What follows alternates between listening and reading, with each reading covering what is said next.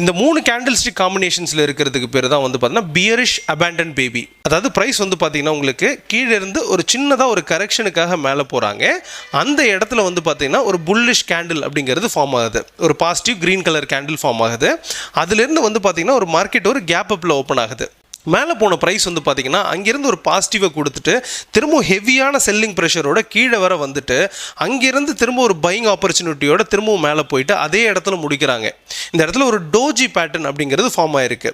அடுத்ததாக ஓப்பன் ஆகக்கூடிய கேண்டில் அப்படிங்கிறது கேப் டவுனில் ஓப்பன் ஆகணும். அது பர்டிகுலராக ஃபஸ்ட்டு கேண்டிலோட க்ளோஸ் ப்ரைஸ்லே 3வது கேண்டில் வந்து ஓப்பன் ஆகி கீழே வந்துட்டு முடிச்சிருந்ததுன்னா அது வந்து பார்த்தீங்கன்னா ஒரு ஸ்ட்ராங்கான பியரிஷ் அபேண்டன் பேபியாக இருக்கும். இங்கே என்ன நடந்திருக்கு அப்படின்னா ஃபஸ்ட்டு கேண்டிலை விட கொஞ்சம் மேலே ஓப்பன் ஆயிருக்கு, பட் செகண்ட் கேண்டிலை விட கேப் டவுனில் ஓப்பன் ஆயிருக்கு.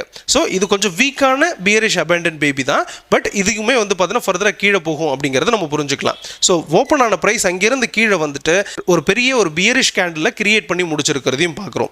இந்த மாதிரியான ஒரு கேண்டில் ஸ்டிக் காம்பினேஷன்ஸ் இருந்துச்சுன்னா ஃபர்தராக டவுன் ஆகும் அப்படிங்கிறதும் இந்த இடத்துல தான் ப்ரைஸ் ஹெவியான ஒரு செல்லிங் ப்ரெஷரோட அதாவது வந்து பார்த்தீங்கன்னா சப்ளை ஜோனில் இருக்குது அப்படிங்கிறத தெரிஞ்சிருக்கணும். இந்த இடத்துல வந்து பெருசாக வந்து கீழே வரும் அப்படிங்கிறத தெரிஞ்சிருக்கணும். அந்த இடத்துல இந்த கேண்டில் ஃபார்ம் இருந்துச்சுன்னா ஃபர்தராக கீழே போகும் அப்படிங்கிறதும் அது ஃபர்தராக வந்து பார்த்தீங்கன்னா ஒரு நியூ லோயர் லோவை கிரியேட் பண்ணும் அப்படிங்கிறது இந்த இடத்துல புரிஞ்சுக்கலாம். பட் இது ஒரு ப்ராப்பரான ஒரு டவுன் ட்ரெண்டில் இருக்கணும் அப்படிங்கிறது பர்டிகுலராக நம்ம புரிஞ்சுக்க வேண்டிய விஷயமா இருக்கு. ஸோ அப்படின்னும் போது ஒரு கிளியரான ஒரு டவுன் ட்ரெண்டில் ஒரு லோயர் ஹையில் இது கிரியேட் ஆச்சுன்னா எக்ஸாக்டாக வந்து பார்த்தீங்கன்னா ப்ரைஸில் செல் பண்ணிட்டு கீழே டார்கெட் பண்ணலாம் அப்படிங்கிறது இந்த இடத்துல நம்ம புரிஞ்சுக்க வேண்டிய விஷயமா இருக்கு.